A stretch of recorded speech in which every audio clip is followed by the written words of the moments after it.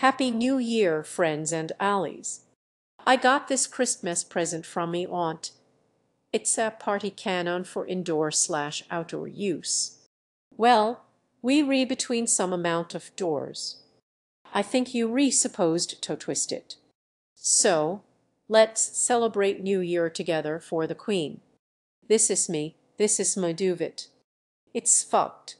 Fuck it, we re gonna celebrate New Year the old-fashioned way. I recently had a Twitter poll of which of 3 videos I should make this December, and in addition to it being decided that I shouldn't talk about Lisa again, it was decided that I should make a glorious return to me staple of explaining how and why Bethesda era garbage company that is bad. So, this is gonna be kind of a long thing, because the problem with Bethesda is actually a problem that's inherent to a lot of the problems with companies nowadays and their business practices, and in a way I'm talking about a much wider problem. So this is gonna be a bit of a fucking slog, you know. I've gone with the Jimquisition technique of trying to, like, write well and put kinda on not all that relevant footage underneath it, because it's hard to, you know, elucidate this long-form point easily without taking years of it. And this is a thing that happened recently. I want to address it in a timely fashion, and also late for board games at a friend's house. So we gonna do it. It's gonna be late.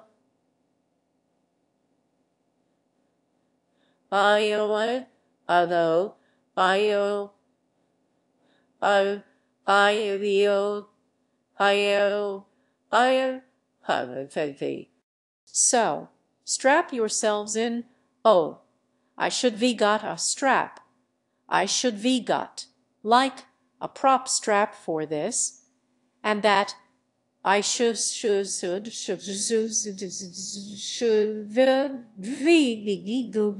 God, oh, why, gun, that view, why, 1 second, and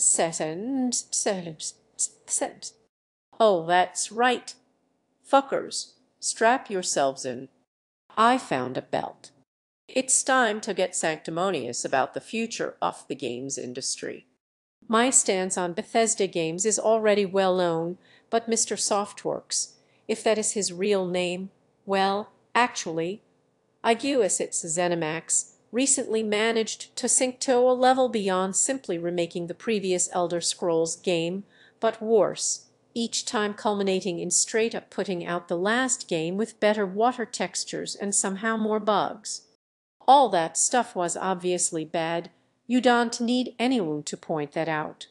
So when the multiplayer beta of Doom didn't do so well, and they decided not to send out review copies ahead of time, citing that the multiplayer component of the latest in the famously multiplayer component having Doom franchise was so important that they wanted critics to experience it in its actual release environment, I was hardly surprised.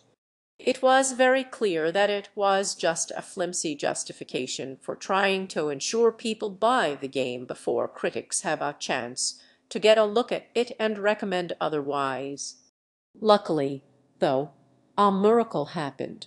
So it turns out there's this game developer called id Software that have been making good games for quite a while now, and actually put a lot of time and effort into making the game, and it was good, because Bethesda did actually make it, they just published it. Doom was a masterpiece of shooter design, the likes of which has never been seen before or since, which is great. I like it when games are good, personally. So did Bethesda learn that maybe they should have some faith in the developers they're repaying to work on those games, or at least learn not to avoid critics. Of course not. This is Bethesda, the publisher behind Horse Armor, and the fix the purposefully broken ending that you can't come back from for 10 quid doc. Bethesda instead announced that the financial and eventual critical success of Doom has proven that they don't need to bother with critics at all, and will in fact be doing the same for all their games in future. starting with Dishonored 2 and the £20 sterling costing high-quality water effects mod for Skyrim. Which is weird, because Dishonored 2 and Skyrim don't even have multiplayer components at all to protect the sanctity of. So, what's their new justification? Well, this time it's because they want both critics and audiences to experience the game at the same time. And this generous new practice obviously worked great for Skyrim Special Edition, which released broken to millions of unhappy players who'd bought it because there wasn't anyone to tell them it was broken and to wait. You can see the problem here. Developers might care about making a good game, but they at the beck and call of producers, publishers, executives, and shareholders who have a very specific top priority. And that means making a game as quickly as possible, as cheaply as possible, and selling it to as many people as possible any way they can. So when these aforementioned goals start leading to worse games that are basically broken and worse for the consumer, and critics threaten to reduce sales by telling people this, well, it's simple, isn't it? Cut the critics out. Make it hard for anyone to possibly criticize your game before the bulk of sales can happen. Send out review copies with no time to review them. Bethesda isn't the first company to start doing stuff like this, and they want to be the last. Others, unhappy with simply shielding themselves from the effects of the criticism they might get, go on further and astroturf positive word of mouth. Maybe pay a couple of YouTubers to release positive videos of all the unscripted, totally not carefully cut together fun they had with the game, and put a line of text in the description mentioning it's a commercial. Oh God, I set the whole cave on fire. I knew we should have got cave insurance. Hey guys, look at all this fun I was paid to have in a game that I'm selling. Game critics were allowed to be in the loop when they were being psychopathically positive about Bethesda's games. They couldn't get enough of critics back then, even releasing a Game of the Year edition, an open declaration about an award literally given to the game by critics. Incidentally, Game of the Year edition stopped meaning anything, too, once publishers realized there's no legal reason not to just put out an edition with Game of the Year written on it. But when critics finally started becoming, really, decent at their jobs, and realized that Fallout 4 had released literally broken on day one, and started telling people that, well, all of a sudden, it's very important that everyone plays our games at once and does have a chance of warning people that the games are bad and broken. Of course, immediately after announcing that they wouldn't be doing early review copies, they happily sent some early copies of Skyrim to popular and relatively uncritical YouTubers who would be happy to put up playthroughs that amount to long-form uncritical commercials for the game. Hey, it's Sam. And whoa, am I excited to bring you guys this. So Bethesda got in contact with me, yes, the Bethesda, and said that since I had been such a great supporter of all of their series, they decided to send me Skyrim the Special Edition early, about a month early, honestly. Bethesda have kindly sent me Skyrim early so I can show you guys early Skyrim gameplay. A month before release. Let me check. Is that the same as a day before release? Hold on, let me do the math. Let me do No, it's not. This is the only kind of criticism, the only kind of conversation that Bethesda wants being had about their games, and they going out of their way to try and ensure that. These people seem lovely, and they just seem like actually really big fans of Bethesda, their games, and the Elder Scrolls series, and that's fine. You know, you allowed to like bad games, that's okay. But isn't it a purposeful choice by Bethesda to only send early copies out to these people really telling about the kind of audience they want to cultivate? About the level of uncritical love for a company you need to have to be permitted to play their games in advance and talk about them. Now, it would be easy to just say this thing is bad and a shitty business practice, because of course it is, but it's worse in the context of all the other ways this same problem is manifesting in the games industry. For example, there's the aforementioned fiasco where positive press was given to a game with only a whisper of admission that the content was in fact literally a fucking commercial. On top of that, there's the fact that Steam, being a platform that makes money through game sales, has thrown open the doors to selling unfinished games in early access with no guarantee of completion or of ever even being worked on, along with often actually copyright-infringing nightmare factories posing as actually completed games on their platform and doing very little to combat the float of games onto the store, oversaturating the market and leaving a lot of poor indie developers to die in the choking smog of deaths.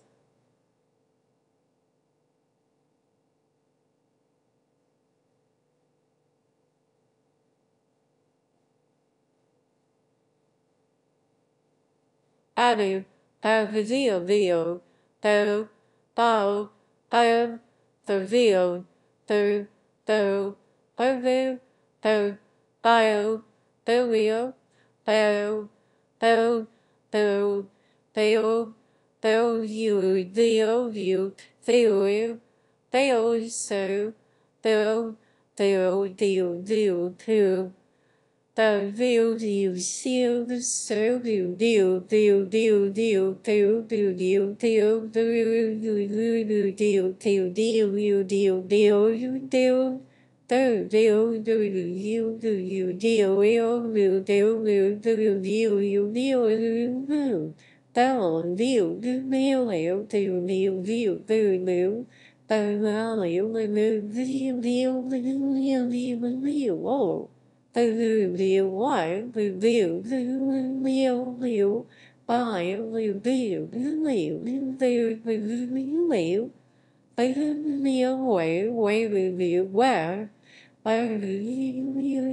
Steam have very little inclination to do anything about this, because their purpose is to sell you games and make money from doing it.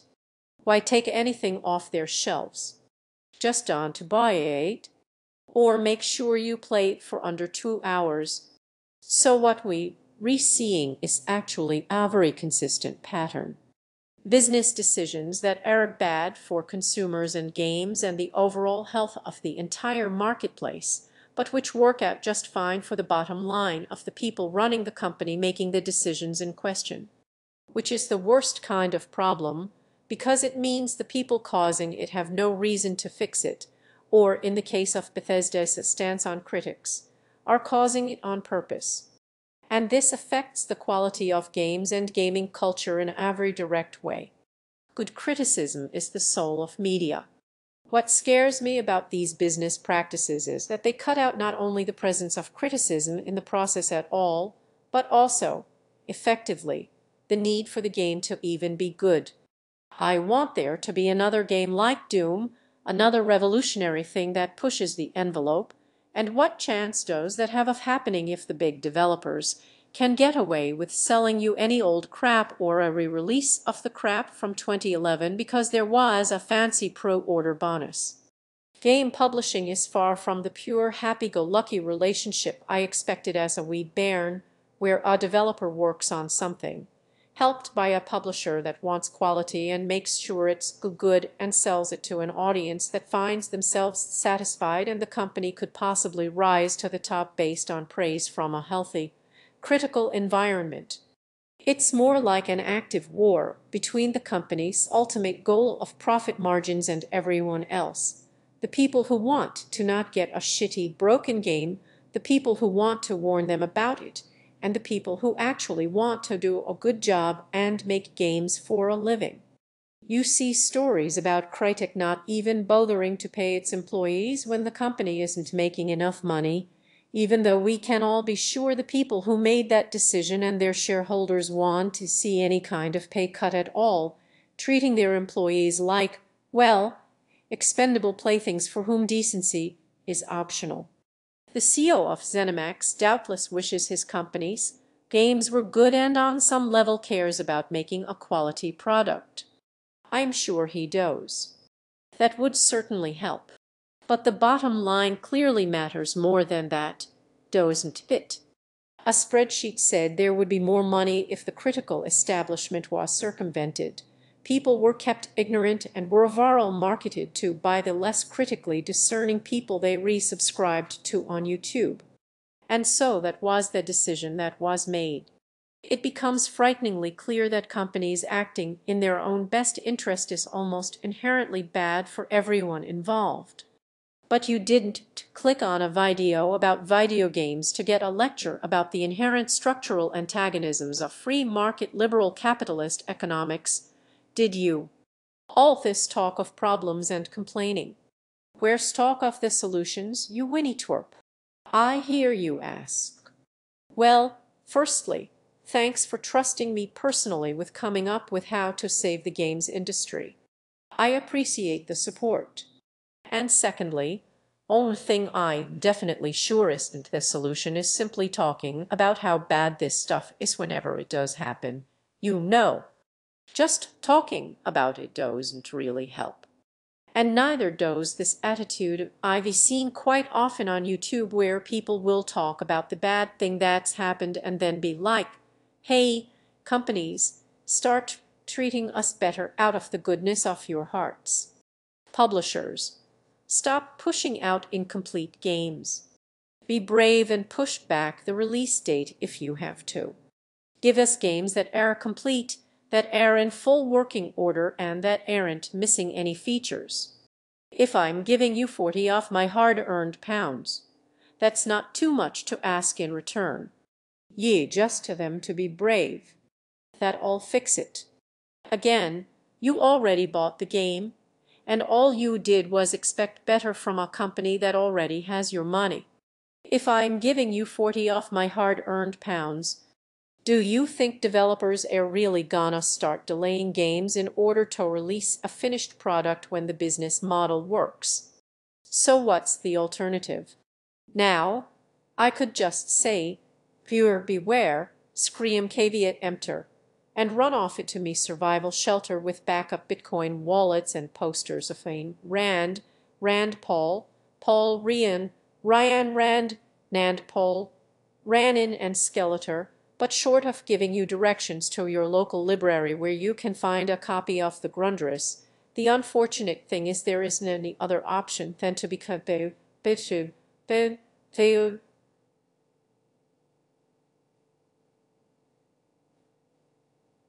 and and and into I review I I do to I sue will will will will will by you wire where review wire by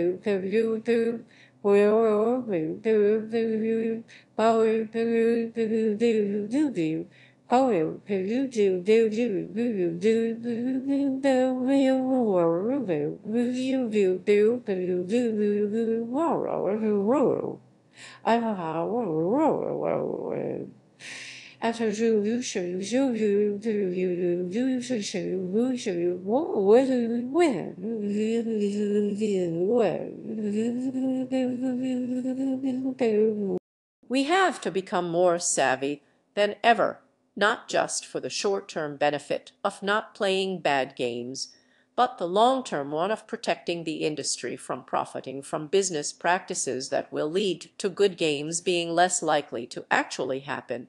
So with that in mind, I've thought of a list of some concrete, useful advice for progress. This is to some, oh, here, a couple of vague suggestions. Maybe ask him nicely to stop being bad nonsense. This is.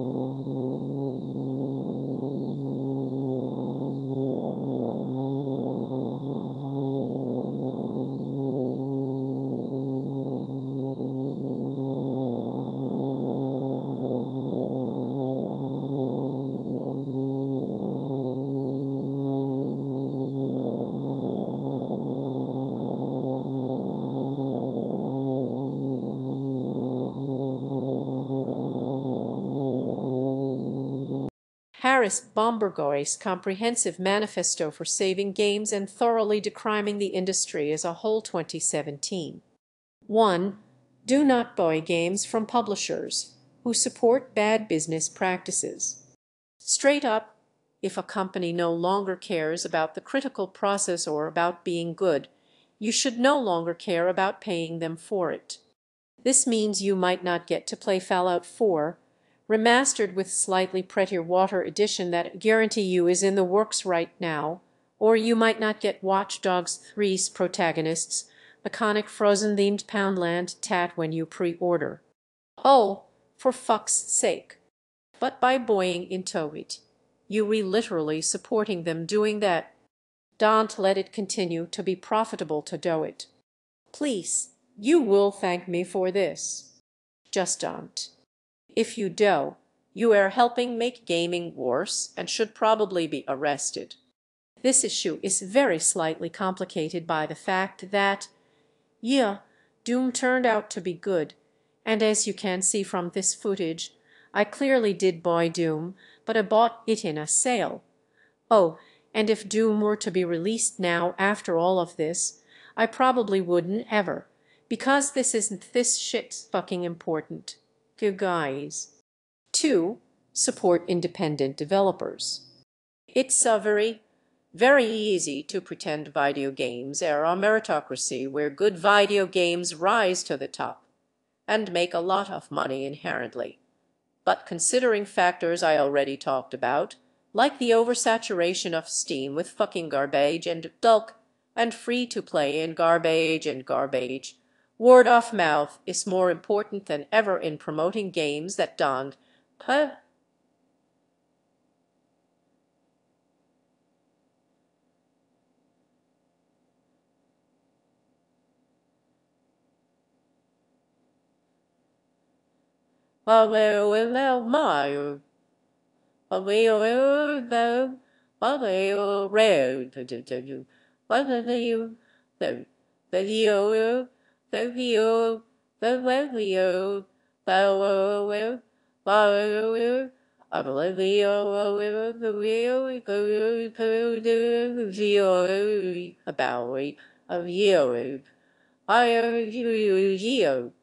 My top 11, well, 12 video has been out for only a couple of days, and Ivy already had comments from people who really liked the games I recommended but had barely heard of them, if at all, before, and in me opinion, that's proof that word of mouth isn't doing its job, but that doesn't mean it can't. This will help support creators who definitely need it more than megacorporations and function as a reminder that if your game is actually good, there are a very useful benefits to that. Maybe paradoxically, be a bit frivolous and overly encouraging towards indie stuff. Buy weird little games on a whim that seem good, but maybe not quite your thing just to see. Indie games are often cheap and very often on sales. It's worthwhile to expand your horizons and good to ensure the perpetuation of little guys who might just need a little more support to keep going and make something truly great. Do you think a fresh startup could have made the new Doom? No, it had to be Bethesda, one of the most veteran companies in games, supported monetarily by ZeniMax. Bethesda, one of the richest companies in games. Yes, that means you're partially supporting games for reasons other than quality, but games are not a meritocracy, and if we don't put our fingers on the scale, we'll get fingered by the people with scales. Yes, I did just imply the CEOs of game publishers are lizard people. Please don't unpack that right now. I'm on a roll here. 3. Support critics. For games to be good, there has to be an active conversation about what makes games good, and we have to propagate the idea that it's okay for there to be curators who play games so you don't have to. There are a ton of critics out there, and some of them will line up enough with your taste that their recommendations will be useful and worth hearing about to inform your own perspective. There are tons of great critics of both games and the industry out there. I personally really like No. Gervais, Shane May, Mr. Patangu, Joseph Anderson, Action.net, and Waypoint, in case you've missed out on them, but there's also Jim Sterling and hbomb, who everyone hopefully knows at this point. It's worth noting that hbomb literally started because Jeff Gerstmann was fired from GameSpot for writing a negative review of a game by a company paying to advertise the game all over the fucking website, and they threatened to pull them. A new critical revolution in gaming has started and is going to continue. It's just a question of how to get these ideas applied in development itself. You might be wondering where the money to do the last two things is going to come from, supporting all these people. Well, that's solved by the first thing. With all the money you now have from not pre-ordering bullshit you did need or buying games that perpetuate bullshit, save that money in your mattress for when you need a dentist, but maybe invest some of it in protecting your favorite industry. And, of course, number 4, partake in criticism yourself. I've heard a lot of people snarkily say, oh, everyone's a critic, but everyone literally is a critic. That's my entire point here. It's good to be a discerning customer, and it's good for you in games to find ways to articulate why you like them. The more intelligent the consumer base, the better games have to be, because shit like this won't toughly anymore. It's good for people to be informed and smart about their choices, and that means thinking about this stuff for yourself.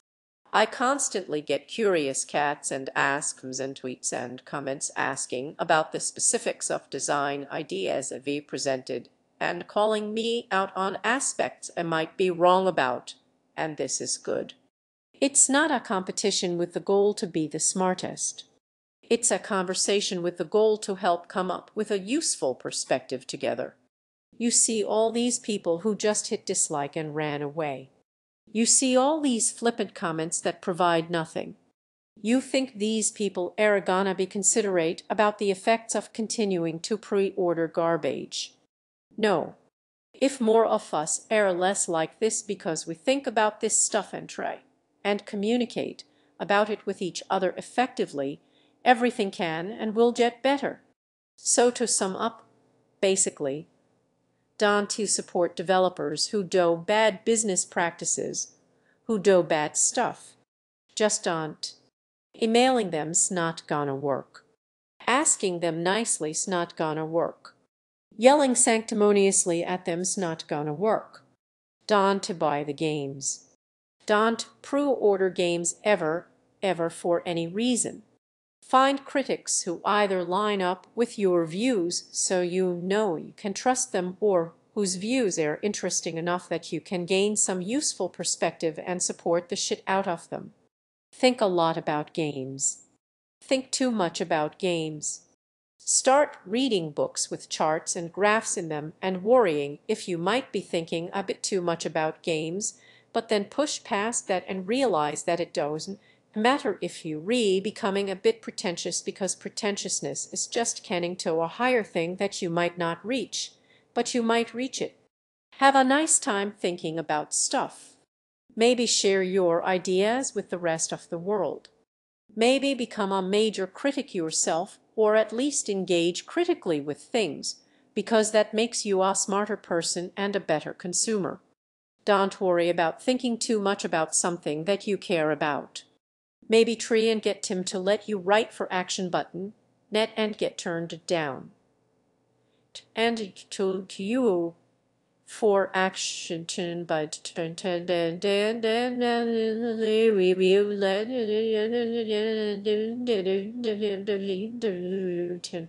write whatever. That's fine. And maybe meet another games journalist and fall in love. And if you get all these ducks in a row, maybe you want to be alone when society collapses, because you all have love and doom to play when she realizes that you like the Star Wars prequels. I am gonna put on some coffee. Ah, that's good stuff. Thank you all very much for watching, and thank you very much to everyone who's supporting me. That's where all the names are that are going past the screen right now. But in addition to those names, I'd especially like to thank. I'd especially like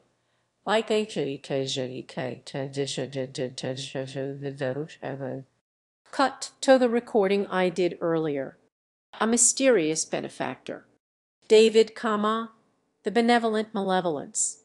Desmonder, Emily O., Eric Hunter, Eugenie Butler, Ivan Ritchie, Felix Meir, Femininja, Findlay Bowick Copley, Fruit, Gabriel de Belfoyle Jurijuria, Gary Marshall, George Older, Grafin Blackpaw, Haraspicus Aero Ruor, Jack Harvey, Jan Anders, Jason Rounds, Jason Walter, Jay Logan, Jeff Ladd, Jeffrey Theobald, Jerry Terry, John Cantwell, Jordan Tullis, Joseph Greco, Julius Nyborg Olesen, Cavzil, Kevin M. Canopy, Christina Downs, Lady Naga, Layden Pierce, Luke Good, Mickey, Mackenzie Cockerell, Magnus Ardney,